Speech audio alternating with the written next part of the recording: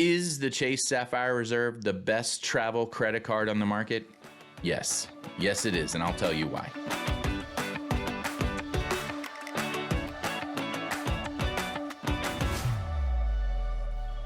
The standard bonus is 60,000 points after you spend $4,000 in the first 3 months. You may be saying 60,000 points sounds low. The Venture X has 75,000 points. The Amex Platinum has 80 to 100,000 points. But you have to consider the Chase Sapphire Reserve secret weapon, the 1.5x modifier, 50% more on the point redemption. So essentially you're getting 90,000 points instead of 60 when you use it in the travel portal.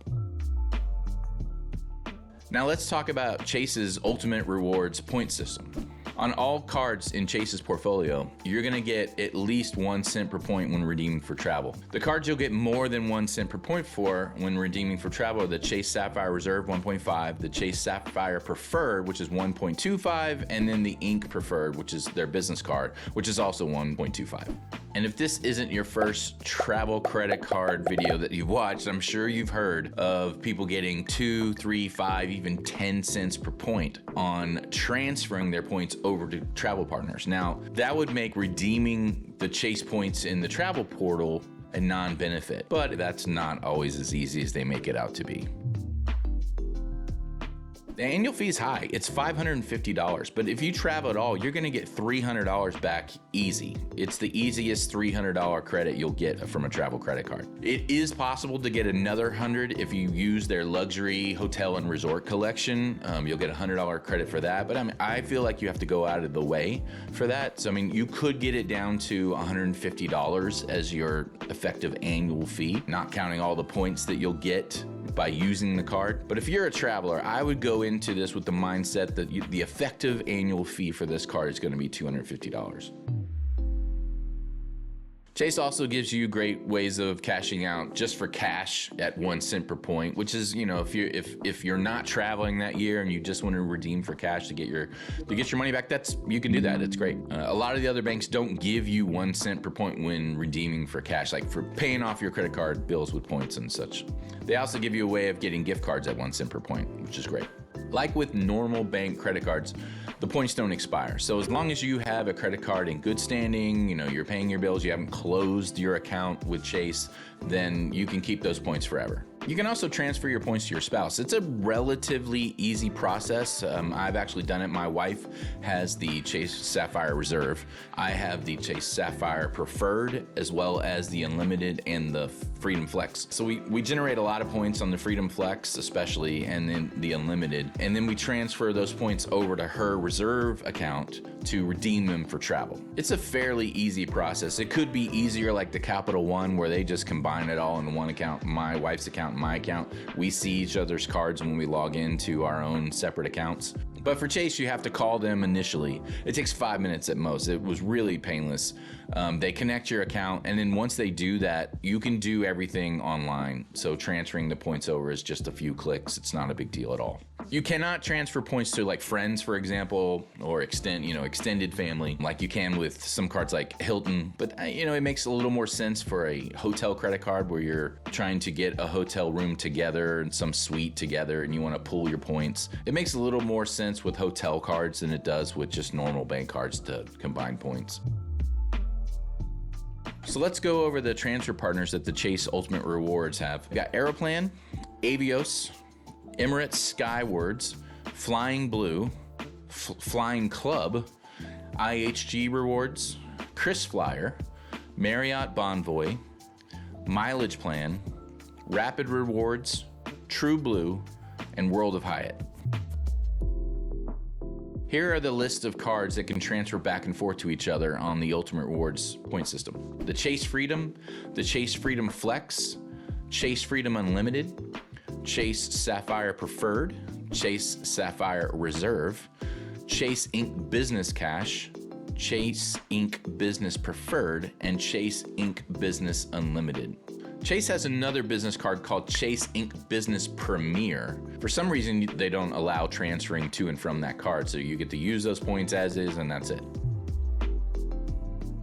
When using Chase's travel portal, you're gonna get 10x on car rentals, you're gonna get 10x on hotels, and you're gonna get 5x on booking flights. However, since this is a Chase Sapphire Reserve and you get 1.5x modifier on those purchases in the portal, it's effectively you're getting 15x on car rentals, 15x on hotels, and 7.5x on flights.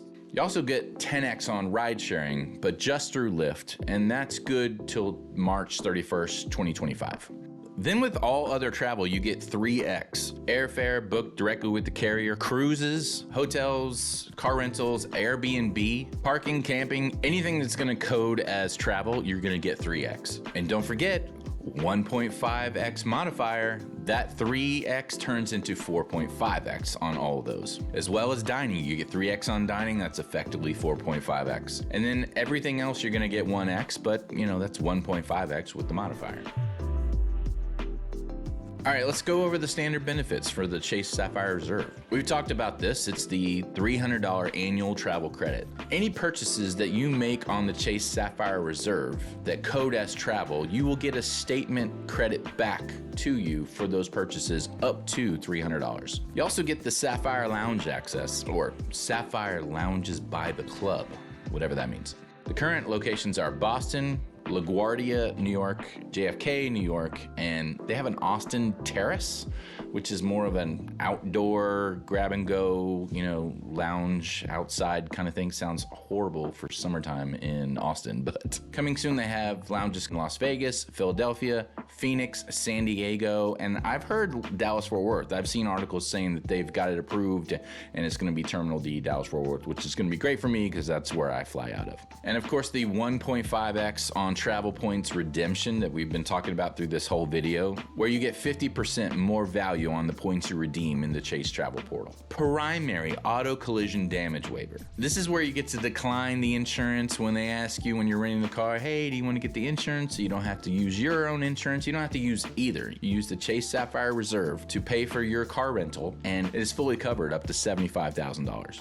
You get a Priority Pass Select membership, which includes restaurants. We just used this in Miami, my wife and I think it was $36 per meal in select restaurants. You just pull up the app, they'll tell you which restaurants you can redeem at. You go in there, you give them your Priority Pass card. When they give you the bill, they'll take off $36 off your bill, and we paid $4 for some quesadillas and a couple of drinks.